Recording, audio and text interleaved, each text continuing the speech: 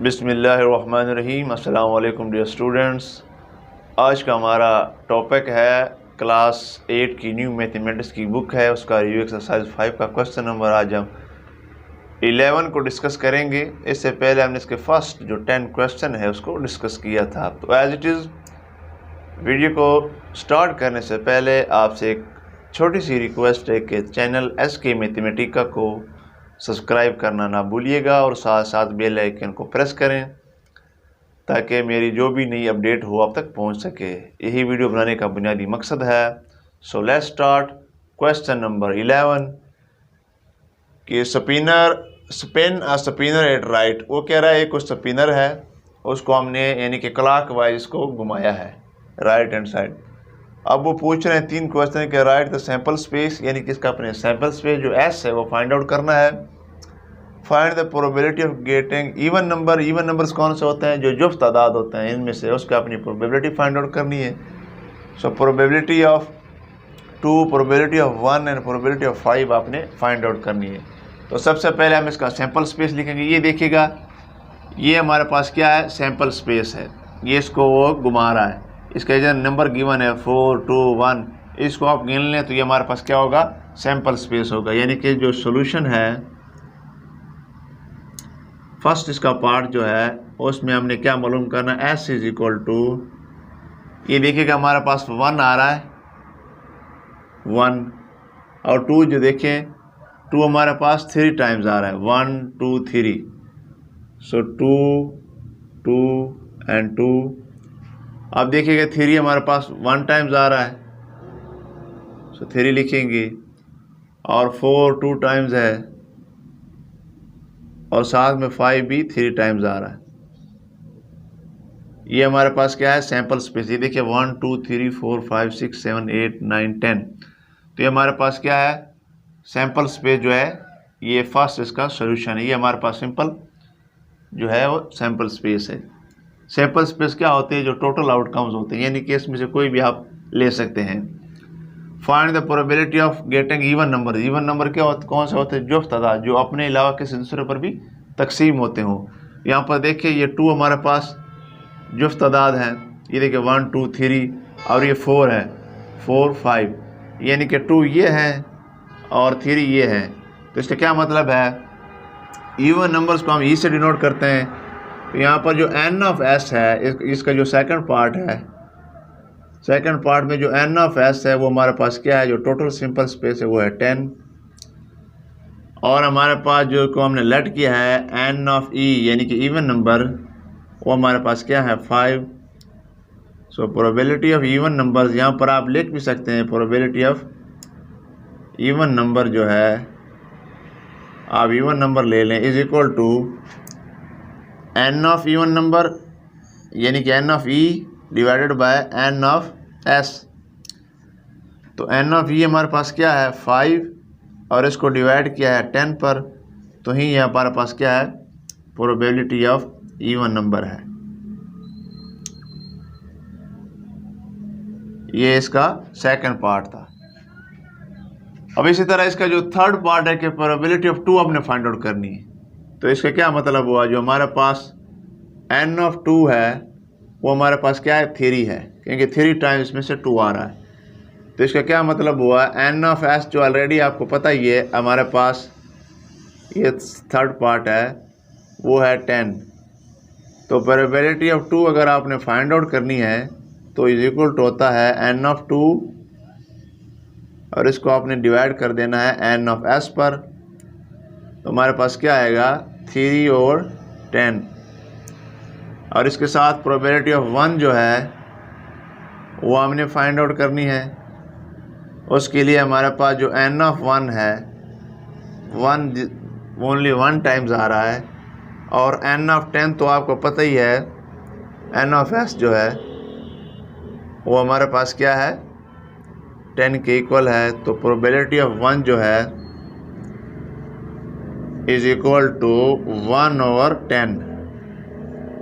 ये probability of हमारे पास क्या है? 1 है। अब वो पूछ रहा है प्रोबेबिलिटी ऑफ 5 आपने फाइंड आउट करनी है। तो आपको पता है N ऑफ 5 जो है, यानी कि 5 जो है वो 3 टाइम्स आ रहा है। ऑफ एन ऑफ एस जो है हमारे पास क्या है 10 है। प्रोबेबिलिटी ऑफ जो 5 है हमारे पास क्या होगी N of 5 divided by N of S, तो हमारे पास क्या होगा 5/10।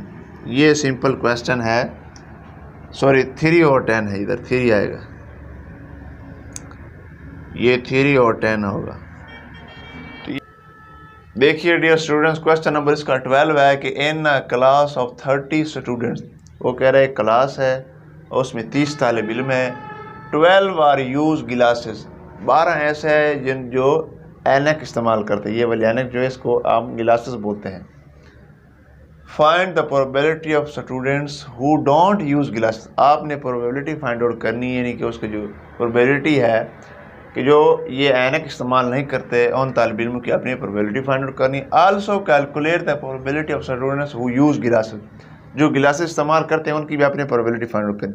तो सबसे पहले हम क्या करेंगे, जो स्टूडेंट्स प्रोबेबिलिटी गिलासेस इस्तेमाल करते हैं उनकी प्रोबेबिलिटी फाइंड आउट करेंगे, फिर हम जो नहीं करते हैं उनकी कर लेते हैं। देखिए सोल्यूशन में क्या लिखेंगे। सबसे पहले तो हमें जो सैंपल स्पेस यानी कि टोटल हमारे पास क्या है, जिसे हम एन ऑफ एस भी बोलते हैं, वो हमारे पास क्या है, वो है 30।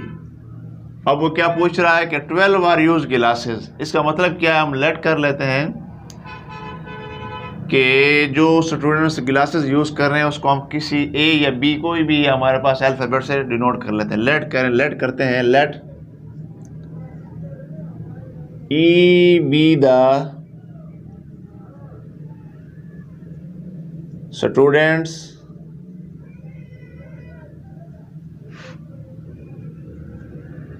हु यूज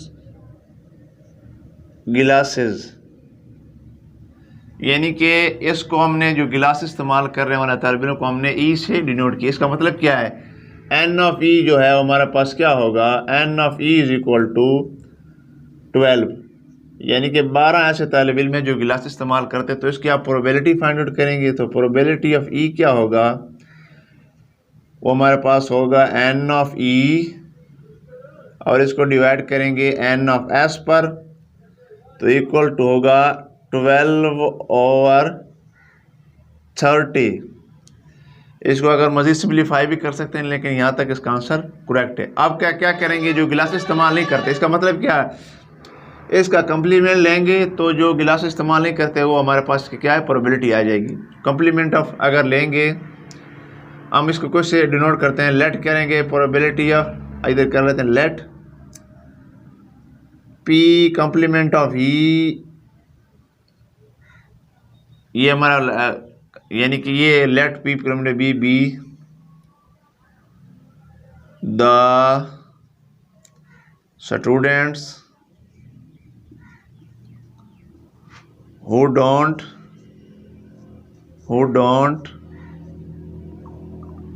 यूज गिलासेस, यानी कि जो गिलासेस इस्तेमाल नहीं करते। जब इसका हम कंप्लीमेंट लेंगे तो हमारे पास का फार्मूला क्या होता है, complement of E is equal to, वो हमारे पास फार्मूला क्या है, 1 माइनस प्रोबेबिलिटी ऑफ ई, यानी कि 1 में से 12/30 आप सब्ट्रैक्ट कर देंगे तो हमारे पास क्या आंसर आता है, इसका एलसीएम जो है वो 30 आएगा। सो 30 माइनस के 12, तो ये हमारे पास आता है 18/30, यानी कि इसकी जो प्रोबेबिलिटी है जो कि गिलास इस्तेमाल नहीं करते वो हमारे पास क्या है, 18 और 18/30। अब देखें इसका क्वेश्चन नंबर 13 है कि 20 कार्ड्स ऑफ होल नंबर्स, यानी कि मुकम्मल अदाद का सेट है जो 10 से शुरू उन्होंने किया है और 29 पर ख़त्म किया है, यानी कि 20 कार्ड हैं और पुट इन अ बास्केट, उसको एक टोकरी में रखे गए हैं। अ card is selected at random from the basket, यानी कि उस टोकरी में से आपने रेंडमली बगैर कोई तरतीब लाए कोई भी आप 1-2 कार्ड उठा सकते हैं। Find the probability that the number on the card, वो कह रहा है कि पहले उन्होंने कार्ड 12 का उठाया है जिसमें 12 नंबर आ रहा है, फिर कार्ड्स कंटेन द नंबर 20, फिर उस कार्ड में जो 20 नंबर्स है यानी कि 20 वाला हिस्सा है उसको उन्होंने उठाया है। अब वो कार्ड उठाया है जिसमें यानी कि इस 20 के अलावा बाकी उस तमाम उसने कार्ड को सेलेक्ट किए हैं। तो सबसे पहले हम 12 को करेंगे। तो उसके लिए आपको क्या चाहिए, सॉल्यूशन में आप लिखेंगे फर्स्ट पार्ट में कि इसका जो सैम्पल स्पेस एस है वो क्या है, वो हमारे पास है 10 है, ये 11 है, ये 12 है, और ये चलता जाएगा 29 पर ये ख़त्म होगा। ये हमारे पास क्या है, सैम्पल स्पेस है। इसका मतलब क्या है, यहाँ पर जो हमारे पास एन ऑफ एस है, जो टोटल आउटकम्स है वो है 20। और फर्स्ट पार्ट में वो कह रहा है कि हम 12 आपने सेलेक्ट करने। अगर ओनली 112 सेलेक्ट करें, इसका मतलब क्या है, जो n ऑफ 12 है वो हमारे पास क्या है 1, यानी कि 1 टाइम्स 12 आ रहा है। तो इसकी प्रोबेबिलिटी क्या होगी, प्रोबेबिलिटी ऑफ 12 जो है वो हमारे पास है n ऑफ 12, और इसको आपने डिवाइड कर देना है n ऑफ जो टोटल पॉसिबल आउटकम्स हैं। तो ये हमारे पास 1/12 इसका 1/20 इसका आंसर आएगा। फिर सेकंड पार्ट में अगेन हमने 20 को सेलेक्ट करना है। इसका मतलब क्या है, जो n ऑफ 20 है वो हमारे पास 1 टाइम्स आ रहा है, और n ऑफ s तो आपको पता ही है वो है 20। तो प्रोबेबिलिटी ऑफ जो 20 है वो हमारे पास क्या होगी, वो है n ऑफ 20, और इसको आपने डिवाइड कर देना है n ऑफ s पर। तो ये भी 1/20 ही आएगा। अब जो थर्ड क्वेश्चन है इसका कि आपने कार्ड को सेलेक्ट करना है डज नॉट कंटेन द 20, इस 20 नंबर को आपने रिमूव करना। इसका मतलब क्या है, इसका आप कंप्लीमेंट लेंगे तो इसके अलावा बाकी तमाम कार्ड्स आ जाएंगे। तो ये क्या करेंगे, complement of 20 is equal to 1 minus probability of 20। तो 1 माइनस करेंगे 1/20 में से, तो इसका जो एलसीएम है जो आपको पता है ज़वाफ़िकल वो 20 आ रहा है। 20 को डिवाइड करेंगे 1 पर तो 20 आएगा, 20 को 1 के साथ मल्टीप्लाई करेंगे तो 20 माइनस के 1, तो ये हमारे पास आएगा 19 and divided by 20। So this is the probability of complement of probability of 20, यानी कि 20 के अलावा बाकी तमाम कार्ड्स उन्होंने सेलेक्ट किए हैं। देखिए डियर स्टूडेंट्स, क्वेश्चन नंबर 14 है कि Imran rolled a dice once and toss a coin once. वो कह रहा है कि एक दफ़ा उन्होंने डाइस को रोल किया है और एक दफ़ा उन्होंने जो सिक्का है उसको उछाला है simultaneously. Less the possible outcomes by using tree diagrams, यानी कि आपने सैम्पल स्पेस फाइंड आउट करनी है ट्री डायग्राम की मदद से।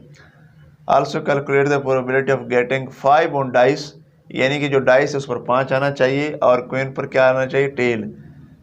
2, 4 और 6 ऑन डाइस, यानी कि 2, 4 और 6 जो है वो डाइस पर होना चाहिए, और हेड जो है वो क्वीन पर आना चाहिए। और ओड नंबर्स ऑन डाइस, यानी कि जो तादाद हैं वो डाइस पर होना चाहिए, और टेल जो है ऑन क्वीन होना चाहिए। सबसे पहले हम सैम्पल स्पेस इसका फाइंड आउट करेंगे। तो इसका जो फर्स्ट पार्ट है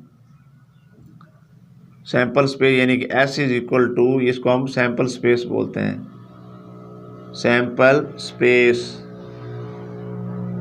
तो क्या करेंगे, ये देखिएगा, ये इधर ले लेते हैं, ये देखिए डाइस,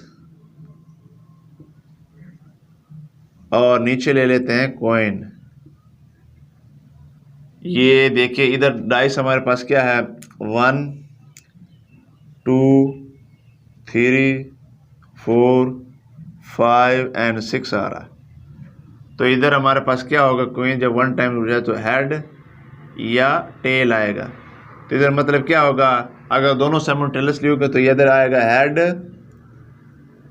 और 1, फिर आएगा हेड एंड 2, ये ट्री डायग्राम, फिर हेड एंड 3, फिर हेड एंड 4, फिर हेड एंड 5 आएगा, फिर हेड एंड 6 आएगा। अगर फिर टेल आए तो T1 आएगा, टेल एंड 1 आएगा, T एंड 2 आएगा यानी कि टेल, T एंड 3 आएगा, T एंड 4 आएगा, T एंड 5 आएगा, एंड T एंड 6 आएगा। ये तो फर्स्ट पार्ट इसका हमने डिस्कस कर लिया है। इसका सैम्पल स्पेस टोटल कितने बनते हैं, यानी कि एन ऑफ एस हमारे पास ये देखिए 6 ये है 6 ये है, N of S is equal to 12, total sample space के 12 बनते हैं। अब वो कह रहा है कि 5 ऑन डाइस, यानी कि डाइस पर 5 होना चाहिए और जो सामने है यानी कि जो कॉइन है उस पर टेल होना चाहिए। इसका मतलब क्या है, ये देखिए डाइस पर 5 है और ये T1 यानी कि 1 है। तो इधर इसका सेकंड पार्ट हम डिस्कस कर लेते हैं। सेकंड पार्ट में पूछता है कि also calculate the probability of getting, A इसका पार्ट है। सेकंड का जो ए पार्ट है वो कह रहा है कि 5 ऑन अ डाइस, यानी कि 5 on a dice and tail on the coin, ये टेल है कॉइन पर और डाइस पर 5। इसका मतलब क्या है, हमारे पास जो है यानी कि एन ऑफ एस जो है वो है 12। तो इसका क्या मतलब हुआ, तो हमारे पास इसकी हमने प्रोबेबिलिटी मालूम करनी है। हम लेट कर लेते हैं, इधर लेट किया है ई be the event of getting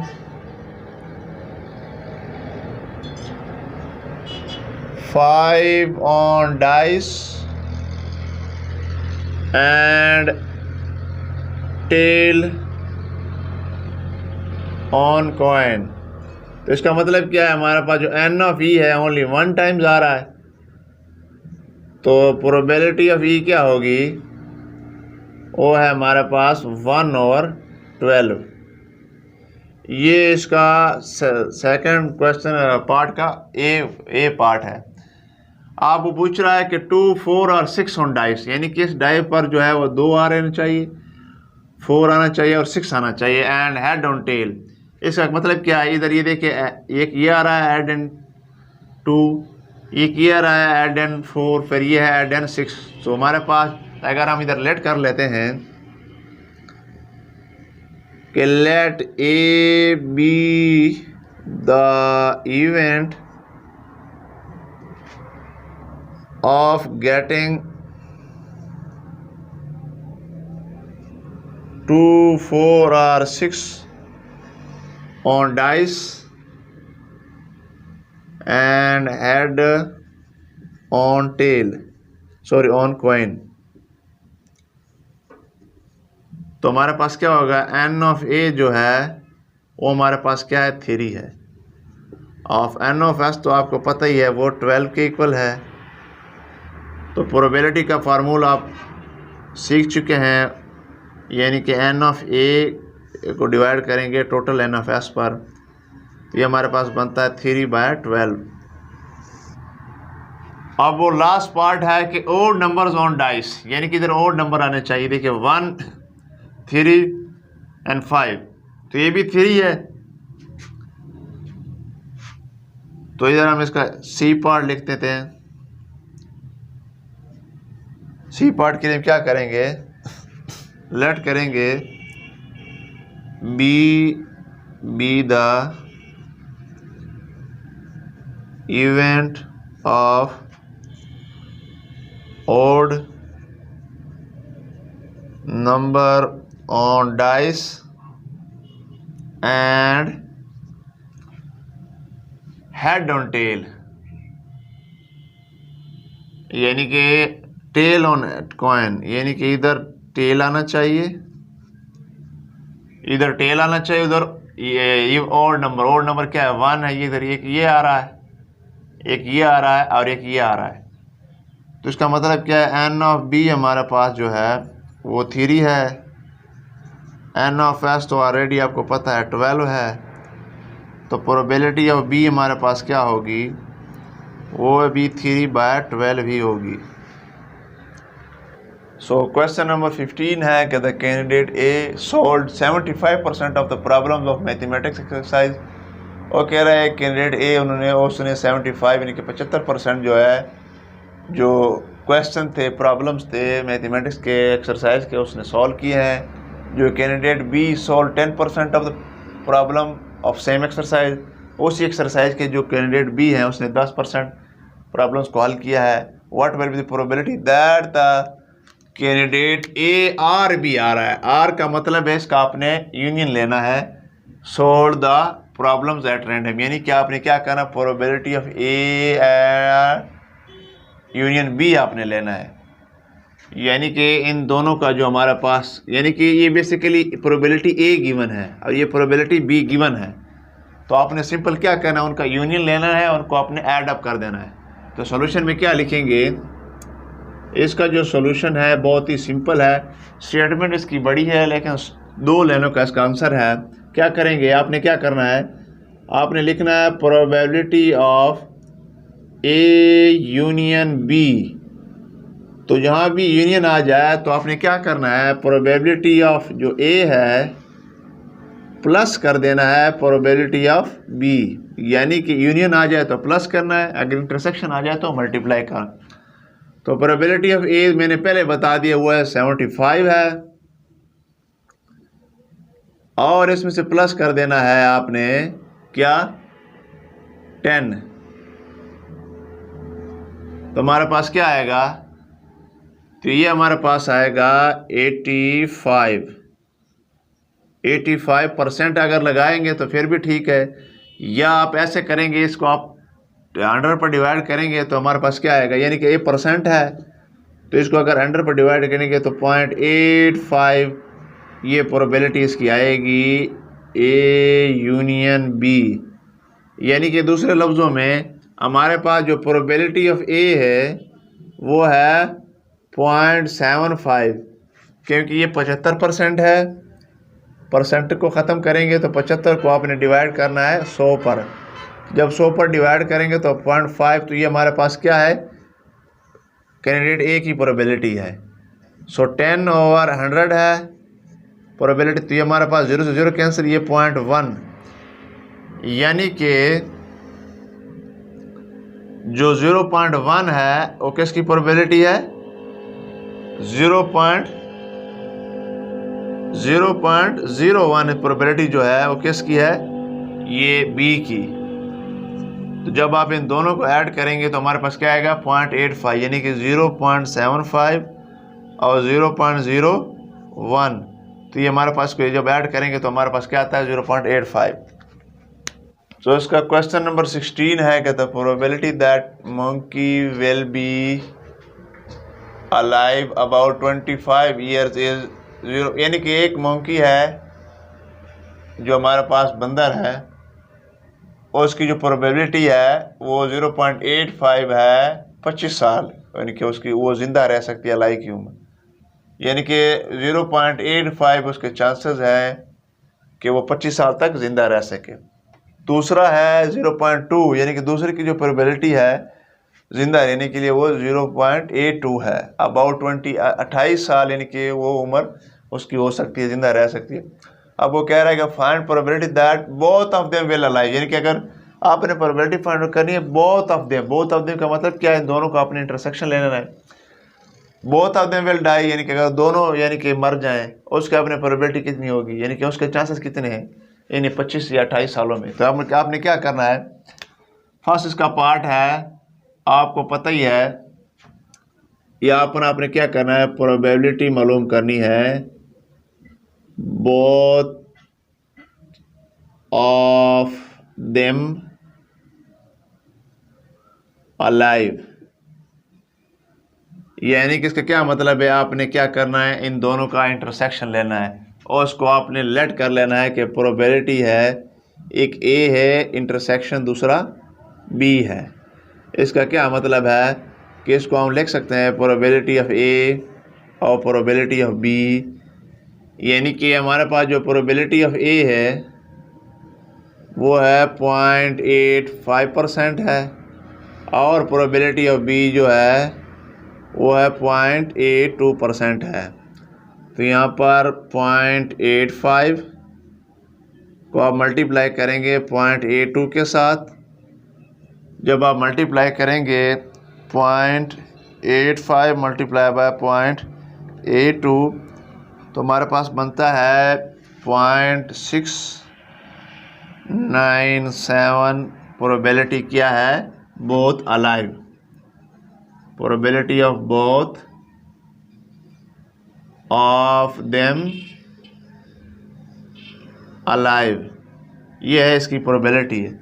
अब सेकंड पार्ट में क्या पूछ रहा है, बोथ ऑफ देम डाई, तो हम लेट कर लेंगे, लेट इसी प्रोबेबिलिटी का जब हम कंप्लीमेंट लेंगे, both of them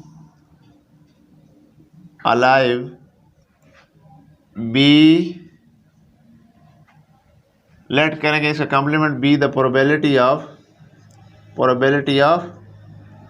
both of them will die, यानी कि इसका कंप्लीमेंट लेंगे तो हमारे पास किसकी निकल आएगी, probability of both of them will die. So probability of A intersection, यानी कि इसका जो कंप्लीमेंट लेंगे तो हमारे पास क्या होगा, वो होगा 1 minus probability of A intersection B.